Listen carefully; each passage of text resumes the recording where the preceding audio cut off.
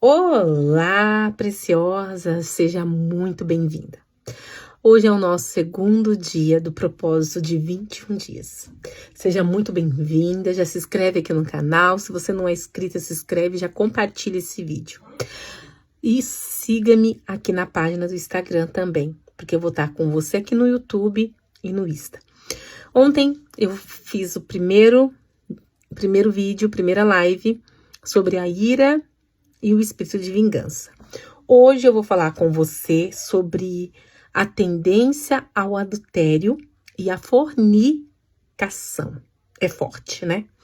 Então, pegue sua Bíblia, pegue seu caderno, compartilhe com a sua amiga, porque é um tema que para muitas de vocês também não deixa de ser um ponto fraco, né? É um tema que muitas das vezes mexe muito com você também. Amém? Se você está aqui pela primeira vez, eu sou terapeuta cristã, psicanalista clínica, mentora de mulheres, Ana Munhoz. E saiba que é um prazer compartilhar com a tua vida, com o teu coração, esse tema. A tendência ao adultério e à fornicação. Por quê? Porque há pessoas que têm uma grande tendência ao adultério e à fornicação. Há pessoas que são até compulsivas por sexo, ou seja, pensam nisso o dia todo.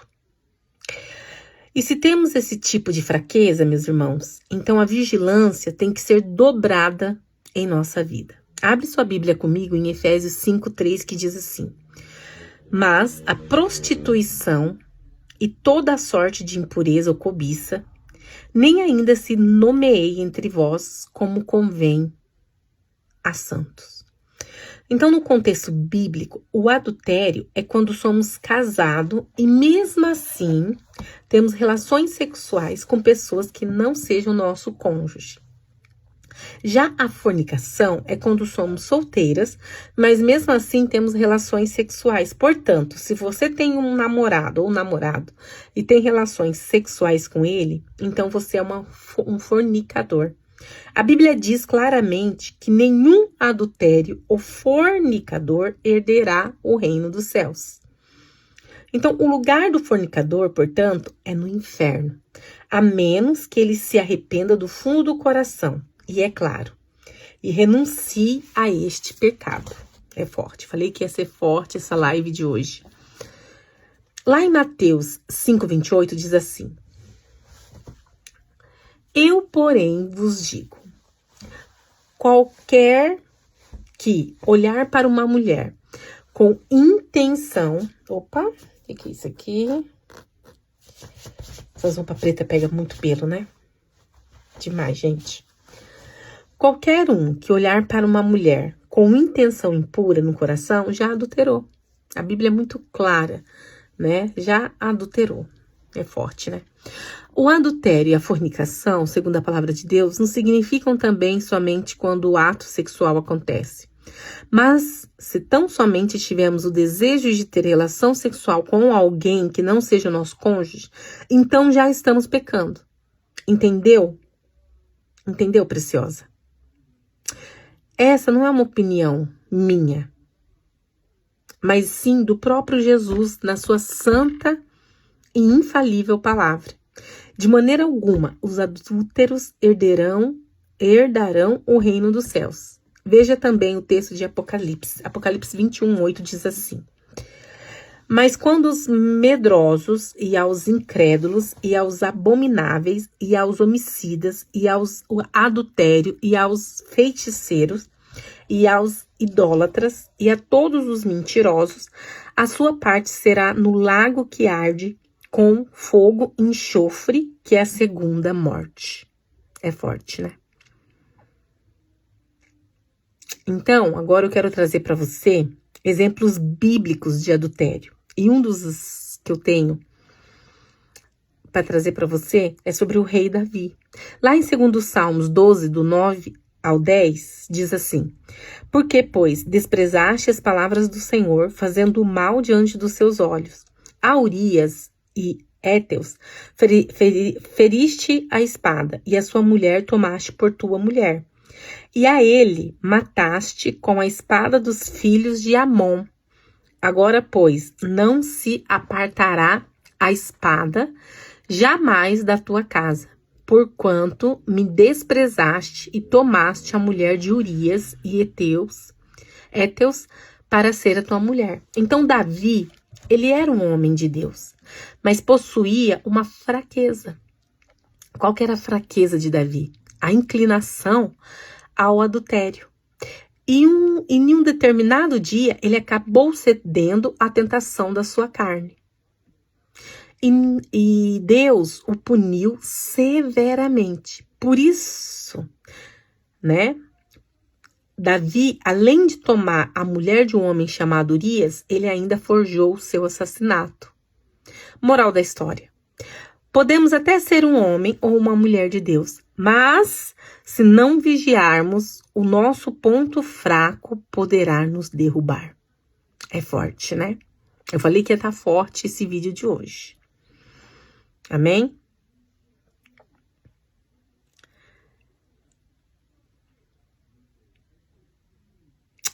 Em 1 Coríntios 6,18 diz assim: fugir da prostituição, todo o pecado que o homem comete é fora do corpo, mas o que se prostitui peca contra o seu próprio corpo.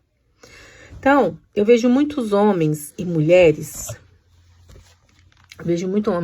de Deus com esta fraqueza. Ao invés de fugirem da situação, elas ficam mergulhadas nela. O grande rei Davi pecou porque ao invés de ir para a guerra, ele ficou no terraço observando a Betseba, tomando banho. Isso não é a atitude de um homem de Deus. Quando damos lugar à carne, ele acaba destruindo a nossa vida espiritual. Então, nós não podemos dar lugar à carne. Amém? É forte, né? E se você também tem essa fraqueza preciosa, então procure fugir de situações que te tentam, como ficar sozinha com pessoa do sexo oposto, conversar em um lugar escuro com alguém do sexo oposto, que não seja o seu cônjuge, programas de televisão que te trazem tentações nessa área, né? Sala de bate-papo na internet com pessoas lascivas, né?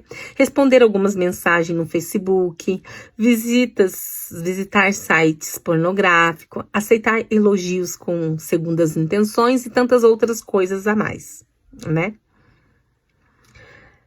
Então, em todas essas situações, temos que cortar o mal pela raiz, né? E se for elogio maligno, temos que fechar o semblante ou repreender a pessoa instantaneamente, se for as outras coisas relatadas acima. Então, temos que fugir da situação, agindo firme contra cada uma delas. Em Tiago 2,10 diz assim: porque qualquer que guardar toda a lei e tropeçar em um só ponto, torna-se culpado de todos. É forte, né? É bem forte. É forte, né? É bem forte. Infelizmente, muitos homens de Deus estão presos na internet, na televisão. Satã tem usado muito este meio de comunicação, né? O rei Salomão é o nosso segundo exemplo bíblico de pessoa com fraqueza na área da prostituição. Ele viu o erro do seu pai Davi, mas não aprendeu nada com isso. Ele teve 700 esposas e 300 amantes, sendo que muitas delas desviaram para a idolatria, resultado do seu pecado. Então, Davi, que era um homem segundo o coração de Deus, né? Ele adulterou. O rei Salomão teve diversas esposas, né? E amantes, 300 amantes, né? Então, tem exemplos bíblicos, né, de grandes adultérios que aconteceram, né? E voltando aqui para a palavra de Jó 3,19 diz: a condenação é esta: a luz veio ao mundo e aos homens amaram mais as trevas do que a luz, porque as obras dele eram más. Então, quantos homens de Deus hoje em dia abandonaram seu lar para viver com amante? Quantas mulheres Santas de Deus estão tendo casos com seus amantes porque estão se vingando de seus maridos, né? Isso acontece até nos dias atuais de hoje, né? Lá em Levítico 20:26 diz assim: serei para mim santos, porque eu, o Senhor, sou santo, e vos separei dos povos para serdes meus, né? Então, verdadeiramente, o amor ao pecado cega o nosso entendimento. Quando amamos o pecado, não conseguimos ver maldade nele, não é verdade? Como diz uma canção, o pecado não dói. Aí a mente já está caracterizada e não aceita mudanças mais. Que triste essa situação, né? Falar sobre adultério, falar sobre fornicação é muito complexo, é muito forte, né? Lá em Romanos 1:27 diz assim: semelhantemente, também os homens, deixando o uso natural da mulher, inflamaram-se em sua sensualidade uns para com os outros, homens com homens, cometendo torpezas e recebendo em si mesmo a penalidade devida ao erro. Então, há pessoas que me dizem assim: mas eu não concordo que um adultério ou a homossexualidade vai para o inferno, só por causa disso, sendo que ele crê em Cristo. Amados, a nossa opinião sobre quem vai para o céu ou não vale de nada. A única opinião que vale é a do Senhor Jesus, pois é Ele quem julgará o mundo, e não nós. Portanto, a ordem é: santifiquem-se rapidamente, antes que não dê mais tempo. É forte, né? Isaías 55:6 diz assim: buscai ao Senhor enquanto se pode achar, e invocar enquanto está perto, né? Então, tem várias formas profundas sobre o homossexualismo, sobre o lesbianismo, né? Aí nós vamos ver isso no próximo ponto fraco, né? Mas eu quero trazer para você uma solução. Então, quais são as soluções? Anote aí. Não ficar de brincadeirinhas com pessoas do sexo oposto, principalmente se você tiver atração por ele ou por ela. Não ficar com o seu namorado num lugar escuro ou sozinho. Repreender as pessoas que te fazem elogios com segundas intenções. Evitar alguns programas de filme e TV que estimulam o sexo e o prazer. E não ficar namorando por muito tempo. Casar-se rapidamente. É forte, né? Então aqui eles deixam algumas soluções, né? Para que você não caia nesse pecado. Ocupar a mente, né? Evitar ficar muito tempo no Facebook, no WhatsApp, orar, jejuar, ler bastante a Bíblia. Tudo isso vai te ajudar, né? A ter uma vida mais santificada, né? Aqui diz assim: eu quero fazer uma observação importante. Nós, como evangelistas, como terapeutas cristãs, né? Infelizmente, infelizmente recebemos muitas cantadas e elogios com más intenções. Cabe a nós sermos extremamente rígidas com estes assédios. Jamais aceitar uma cantada de alguma mulher ou de algum homem, pois amo muito a Deus, né? Jamais aceitar essas coisas porque nós amamos muito a Deus, né? Que nos salvou, que nos tirou de um poço, né? E que também nos ama muito. Por quê? Porque a ingratidão foi o primeiro pecado cometido, né? E eu e você não queremos cair nesse pecado, amém? Então, para finalizar, em Provérbios 6:27-29 diz assim: tomará alguém fogo no seu seio sem que as suas vestes se queimem?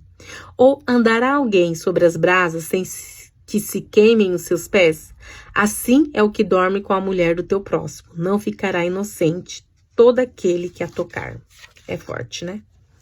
Então, o contrário do adultério é o amor santo de Deus pelo cônjuge, pelos irmãos e por Deus. Amém? Feche teus olhos, que eu quero orar por você.